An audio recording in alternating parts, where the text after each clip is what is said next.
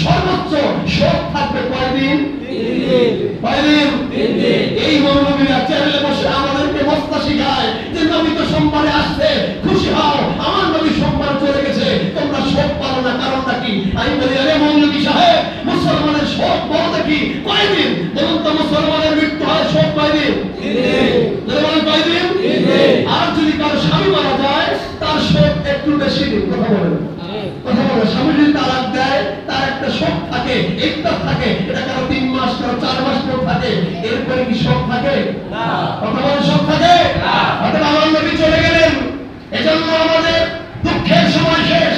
নবীর আদর্শগুলো আমাদের সামনে বাস্তবায়ন করব, বজ্রকণ্ঠে আওয়াজ তুলে নবীর ইজ্জতকে সংরক্ষণ করব। এটা আমাদের সার্বভৌম আদর্শ কায়েমের জন্য সবার থেকে স্বীকৃতি দেওয়া দরকার। আমি জানতে চাই, নবীর জন্মে সোমবারে, নবীর মৃত্যুতে সোমবারে শোক হবে না আনন্দ হবে? আনন্দ হবে। বলেন কি হবে? আনন্দ হবে। বলেন কি হবে? আনন্দ হবে।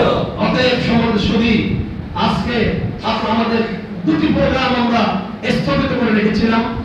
একটি প্রোগ্রাম হলো, আমরা আলোচনা করেছিলাম একটা মাসিক জলসা আমাদের করা দরকার। আমি আপনাদের কাছে খোলামেলা বক্তব্য দিয়েছিলাম যে আমাদের সন্তানের যে অবস্থা, আমরা যদি সপ্তাহ মাসে যদি একবার যদি এদেরকে মসজিদে দাওয়াত দিয়ে হাজির করতে পারি, ওদেরকে সূরা কিরাত কষ্ট করাইয়া, ওযু গোসলের ট্রেনিং দিয়া, নামাজের নিয়ম শিক্ষা দিয়া যদি একটু ধরা যায়, তাহলে একদিন এরা বেশি নষ্ট হবে না। কারণ হলো, শুরুতেই যদি ভালো কিছু ঢোকে, তারপরে ওই ভালোটা তাসির থাকে। আর শুরুতেই যদি বিদেশি কালচার ঢুকে যায়, তাহলে এরপরে যদিও জুমার নামাজ পড়ে, একদিন জুমা আর জুমা থাকে না। কথা বলে ঠিক কি?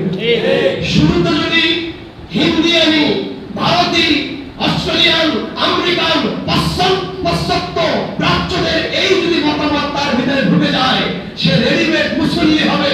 সে বলবে, আমার জুমা করেগা,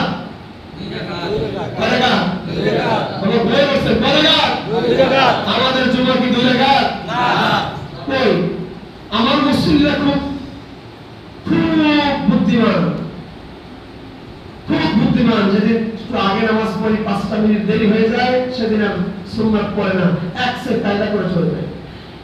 আমি একসময় চিন্তা করলাম যে এতবার বলি এই মসজিদে সুন্নাত পড়ে যাবেন, আমি এত আটকাবার চেষ্টা করি, কিন্তু আটকাইতে পারি না কেন? আমার একজন হুজুর কি জাল পাতলে যে মাছ বাইরে আমার মতো না,